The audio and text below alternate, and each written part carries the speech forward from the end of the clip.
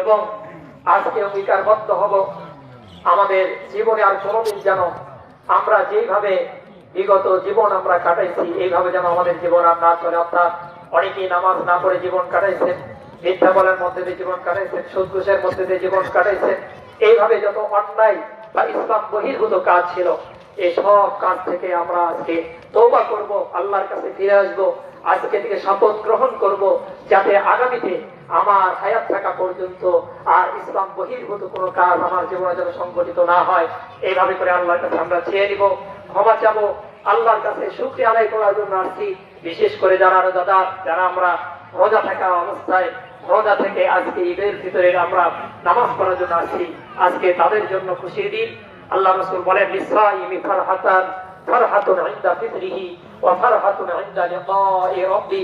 আল্লাহ রাসূল সাল্লাল্লাহু আলাইহি ওয়াসাল্লাম বলেন রোজাদারদের জন্য দুইটা খুশি। রোজাদারদের জন্য কয়টা খুশি? দুইটা খুশি। এক নাম্বার এখানে লিসাইমি ফারহাতান ফারহাতুন ইনদা ফিতরি। কেউ বলছেন ফিতরাতুন শব্দের অর্থ ইফতারি পূর্ব মুহূর্তের সময়, আবার কেউ কেউ বলেছেন ঈদুল ফিতরের দিন রোজাদারদের জন্য আনন্দের দিন। সুবহানাল্লাহ বলেন। এরপরে দ্বিতীয় নাম্বার যে খুশির বিষয় আল্লাহ রাসূল আমাদের জন্য সুসংবাদ প্রদান করেছেন সেটা হলো রোজাদার আল্লাহর সাথে সাক্ষাৎ করার জন্য অপেক্ষা করতে হবে না, বরং রোজাদারদের সাথে সাক্ষাতের জন্য আল্লাহ নিজে সাক্ষাতের জন্য আসবেন। সুবহানাল্লাহ। কত বড় খুশির বিষয়, কত বড় খুশির বিষয়।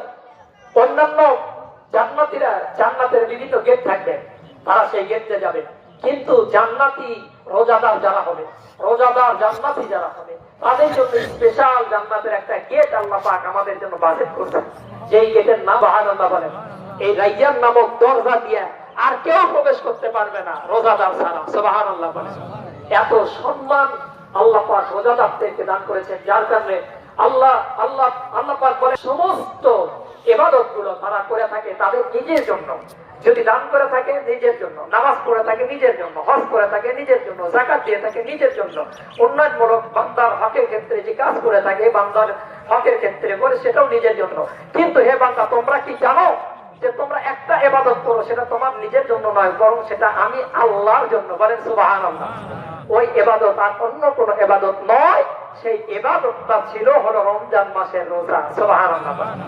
এই রোজাদারের রোজা আল্লাহ পাক বলেন কারোর জন্য করা হয় না, ওটা আমি আল্লাহর জন্য করা হয়। অন্য সব ইবাদত বান্দা তোমার জন্য করা হয়, কিন্তু রমজান মাসের রোজা কারোর জন্য না, তোমার জন্য না, ওটা আমি আল্লাহর জন্য করা হয়। সুবহানাল্লাহ।